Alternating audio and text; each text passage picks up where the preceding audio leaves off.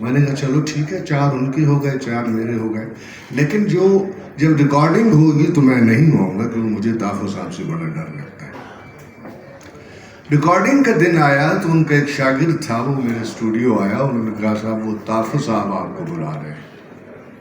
میں چلا گیا تو مجھے ملے بڑی محبت سے، کہا زیادہ تو نہیں، کبھی کبھی کوئی گیت تمہارا میرے کانوں سے ٹکرا جاتا ہے تو میں سن لیتا ہوں۔ میں نے کہا بڑی مہربانی۔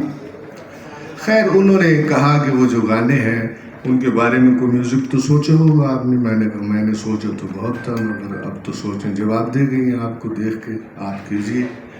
انہوں نے بہرحال بڑا اچھا اس کا میوزک دیا۔ دوسری جو میری ملاقات تھی، یہ جو ابھی آپ یہاں دیکھ رہے تھے تحفظ صاحب کا پی ٹی وی کا پروگرام، اس کے جو ٹکڑے آپ نے دیکھے یہ میرے ہی اسٹوڈیو میں ریکارڈ ہوئے تھے۔ یہ نغمہ گھر ایک پروگرام تھا میوزک ڈائریکٹروں کے حوالے سے، اس میں یہ سب کچھ ہوا، تو وہ وہاں تشریف لائے، تو ان سے میری دوستی ہو گئی 5-6 دنوں میں۔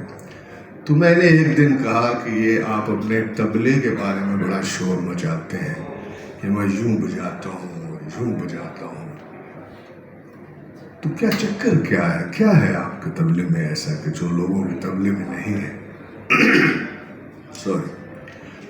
وہ مجھے پکڑا اور ردم روم میں لے گئے، کہا کچھ جھپ تال کا علم ہے آپ کو؟ میں نے کہا کھ بھی نہیں، مجھے تو کچھ بھی نہیں پتا۔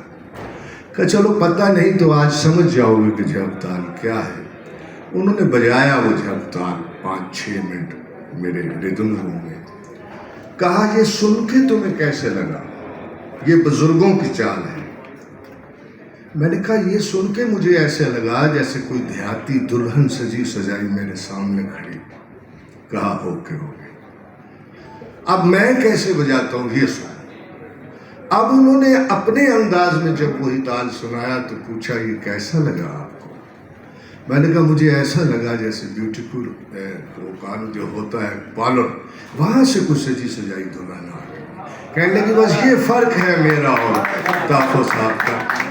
اور میں آخری بات ایک بڑے مزے کی ان کے آپ سے گوشگزار کروں۔ ایک دن میں بھٹی اسٹوڈیو اتر رہا تھا، تو چڑھ رہا تھا تو وہ اتر رہے تھے، ساتھ یہ واجد بیٹھا ہے، یہ واجد ساتھ تھا، تو مجھے کہا تھلے لائے، میں تھلے نیچے اتر گیا۔ کہنے لگے یار تو لوگوں نے منڈے خراب کرنا ہے میے والی جو تھے لاہور۔ میں کہا میں نے ایسا کیا کر دیا ہے؟ کہنے لگے تو شادیاں کیتی جا رہے ہیں، ویخ واجو نے بھی دوسری شادی کر لی، تینوں شرم نہیں آتی؟